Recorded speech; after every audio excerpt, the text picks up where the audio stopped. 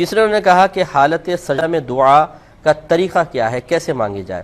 دیکھیں پہلی بات تو یہ کہ آپ فرض کے سجدے میں نہ مانگیں دعا، نوافل کے سجدوں میں نبی کریم صلی اللہ علیہ وسلم سے دعا مانگنا منقول ہے، لیکن اس میں بھی یوں کہ جو آپ یوں نہیں کہ اردو میں دعائیں مانگنا شروع کر دیں، بلکہ جو منقول اور ماثور دعائیں ہیں، نبی کریم صلی اللہ علیہ وسلم نے کوئی دعا مانگی آپ کو یاد ہے اور اس کا مفہوم بھی آپ کے ذہن میں، یہ ہمیشہ یاد رکھیں کہ جب آپ اللہ تعالیٰ کی بارگاہ میں عربک میں کوئی دعا پڑھ رہے ہیں تو جب تک اس کا مفہوم آپ کے ذہن میں نہیں ہوگا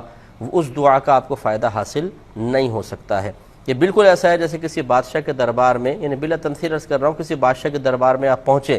اور ایک پرچہ آپ کو دے دیا جائے جس میں کچھ لکھا تو ہے لیکن ایسی لینگویج میں جو آپ کو بھی نہیں آتی، یعنی پتہ ہی نہیں کیا ہے، اور آپ اس کو بادشاہ کے سامنے پیش کرنا شروع کر دیں تو یہ عجیب و غریب بات ہوگی کہ بادشاہ نے اگر آپ سے پوچھا کہ آپ نے کیا مانگا، آپ کو پتہ ہے؟ آپ کہ مجھے تو پتہ نہیں۔ تو ہماری مسجدوں میں بھی ایسے ہی ہوتا ہے کہ امام صاحب عربک میں دعا مانگ رہے ہوتے ہیں، سارے بیٹھے آمین آمین آمین، اب ان سے بعد میں پوچھیں کہ امام صاحب نے کہا کیا تھا، کیونکہ کچھ پتہ نہیں کیا کہا تھا۔ حتیٰ کہ اگر اس عوام سے یہ پوچھ لیا جائے نا کہ آمین آپ نے کہا، آمین کا مطلب کیا ہے، وہ کہیں گے یہ بھی نہیں پتہ ہمیں کیا ہے، یعنی اتنی غفلت ہے ہماری کچھ انتہا نہیں۔ تو لہٰذا بہتر یہ ہے کہ آپ منقول دعائیں پڑھیں، اگر پڑھنا چاہیں کرنا چاہیں دعا تو سجدے میں جا کر اور اس کا بھی مفہوم آتا ہو، ورنہ نہ ہی کریں تو بہتر ہے آپ نماز پڑھیں آخر میں، ویسے اردو میں اپنی نماز کے بعد یعنی اردو میں دعا مانگ لیں، وہ بہت اچھا ہے۔